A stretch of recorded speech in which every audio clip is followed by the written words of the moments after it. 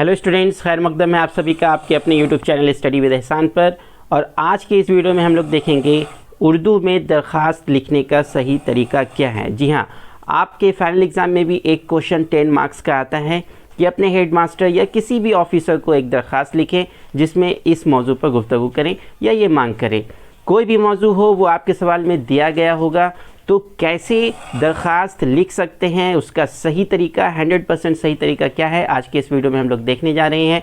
अगर आपने उस तरीके को फॉलो कर लिया, उस फॉर्मेट को फॉलो कर लिया, तो टीचर्स बस उसी फॉर्मेट को देखते हैं और आपको पूरा मार्क्स मिल जाता है। तो चलिए आज का ये वीडियो शुरू करते हैं, लेकिन उसके पहले एक छोटी सी गुजारिश, अगर आप चैनल पर नए हैं और चैनल को सब्सक्राइब नहीं किया है तो चैनल को सब्सक्राइब कर दें और बेल आइकन को भी प्रेस कर दें। तो आप देख सकते हैं स्टूडेंट्स, बोर्ड पर मैंने एक बहुत ही जनरल क्वेश्चन जो कि अक्सर आपका आता रहता है, स्कूल की फ़ीस माफ़ करने के लिए अपने हेडमास्टर को एक दरख्वास्त लिखे। तो ये एक बहुत ही कॉमन सा टॉपिक है, ये अक्सर आपके इम्तिहान में दिया जाता है। और भी बहुत सारे मौजू हो सकते हैं जिस पर दरख्वास्त लिखने के लिए आपको कहा जा सकता है। तो आज हम शुरुआत इसी से करेंगे। तो सबसे पहले क्या लिखते हैं, किस तरह लिखते हैं, आप देखिए। तो आप सवाल समझ गए कि स्कूल की फ़ीस माफ़ करने के लिए हेड मास्टर को हमें एक ख़त लिखना है। तो सबसे पहले हम लोग शुरू करेंगे बखिदमत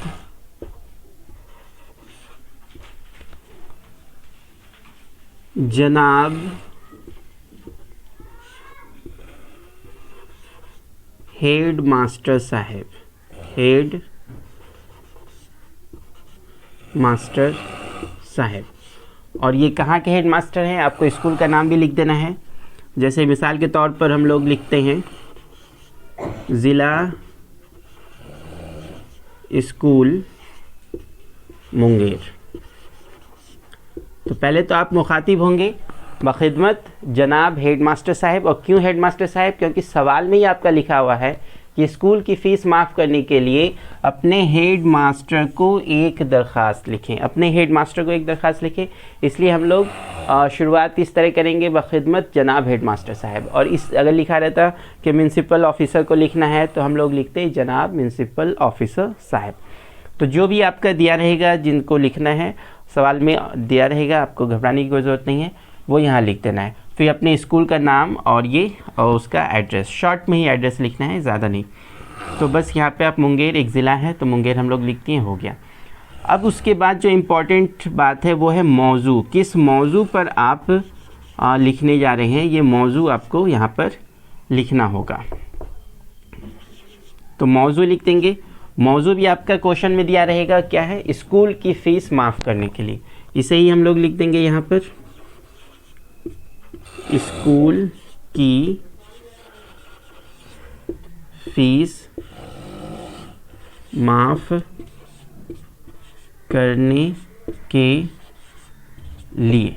ठीक है, तो सबसे पहले तो आप मुखातिब हुए बखिदमत जनाब हेड मास्टर साहब। ये शॉर्ट में उसका एड्रेस हो गया, आपके स्कूल का ज़िला स्कूल नाम और एड्रेस, ज़िला स्कूल मुंगेर।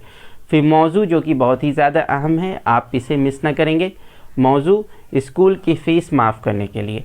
फिर उसके बाद आपका आएगा जनाब आली, जनाब आली। और जब मुखातिब होते हैं तो ये साइन देते हैं स्टूडेंट्स। ये आपको बहुत कम लोग बताएंगे, लेकिन ये देना बहुत ज़रूरी है, क्योंकि टीचर्स की निगाहें इन्हीं सब चीज़ों पे होती है कि आपने किस तरह मुखातिब किया है, मौजू लिखा है या नहीं लिखा है, और फिर अपनी बात शुरू करने के पहले आपने ये साइन का इस्तेमाल किया है या नहीं किया है। तो इन सब बातों पर ही एग्ज़ामिनर की नज़र होती है। अगर आपने इस सब को फॉलो किया है तो मार्क्स आपको पूरा मिल जाता है। अब यहाँ पर हम लोग अपना मैटर लिखेंगे। सबसे पहले तो आप बताएं कि आपकी हैसियत क्या है। तो मैं आपके स्कूल में दर्जा दहम, दहम यानी कि 10, दर्जा दहम का एक तालिबे इल्म हूँ, तालिबे इल्म हूँ। और अगर आप एक लड़की हैं तो आपको क्या लिखना होगा? मैं आपके स्कूल में दर्जा दहम की एक तालिबा हूँ। ठीक है, तालिबे इल्म हूँ। फिर जैसा कि स्कूल की फ़ीस माफ़ कराना है आपको, तो आप कोई मुनासिब सा यहाँ पर मुनासिब कोई वजह, कोई सबब बताएंगे। तो फिर यहाँ लिखेंगे मेरे वालिद एक गरीब आदमी हैं, ठीक है। घर का सारा खर्च तो उनके ज़िम्मे है ही, साथ ही साथ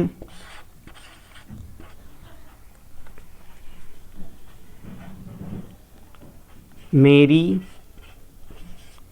और मेरे भाई बहनों की पढ़ाई की जिम्मेदारी भी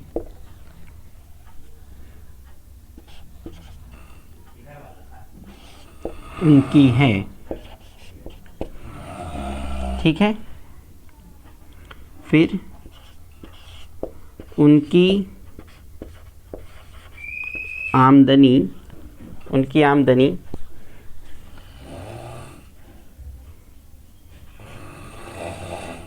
इतनी नहीं कि वह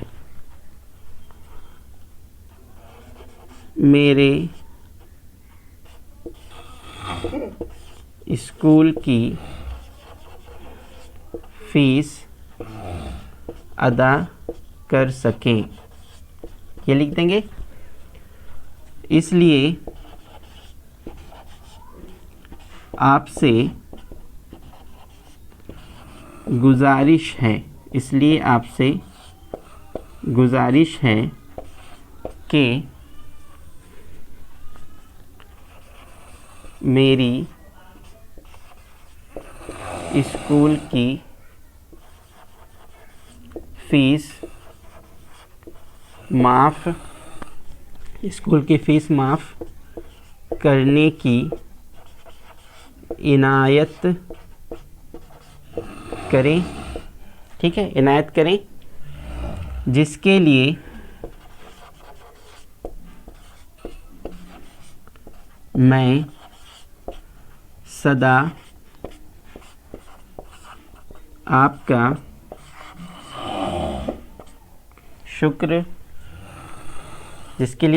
आपका शुक्रगुज़ार बना रहूँगा। बस ये हो गया। बहुत ज़्यादा तवील आपको नहीं करना है, बहुत ज़्यादा लंबा नहीं करना है। आप और शॉर्ट पे से लिख सकते हैं। मैं फिर आपको दूसरे वीडियो में और एग्ज़ाम्पल देकर और अच्छी तरह समझाने की कोशिश करूँगा।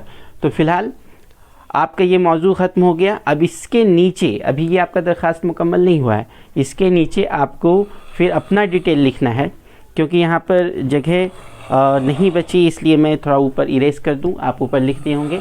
और इसके बाद जो आपको नीचे लिखना है वो मैं ऊपर दिखा दूँगा। इस हिस्से में दाईं तरफ आपको यहाँ पे लिखना है आपका फर्माबरदार। और देखिए, फर्माबरदार बस स्कूल के हेड मास्टर के लिए ही लिखेंगे। कोई म्यूनसिपल कॉरपोरेशन है या वार्ड काउंसलर है या और कोई ऑफिसर हैं जो आपके स्कूल से नहीं है, आपके स्कूल के हेड मास्टर नहीं है, तो आप फिर फर्माबरदार नहीं लिख सकते हैं। आपको फिर कुछ और वहाँ पे लिखना होगा। क्या लिखना होगा ये हम लोग देखेंगे। तो आपका फर्माबरदार, फिर यहाँ पे आपको इस तरह नाम, जैसे कुछ भी एक नाम लिख लीजिए। जैसे मिसाल के तौर पर तालिब हाशमी, एक बच्चे का नाम मैं यहाँ लिख देता हूँ। और फिर दर्जा आपको लिखना होगा, दर्जा दहम। और फिर रोल नंबर, जैसे आपका रोल नंबर 15 है तो मैं 15 लिख दूँ।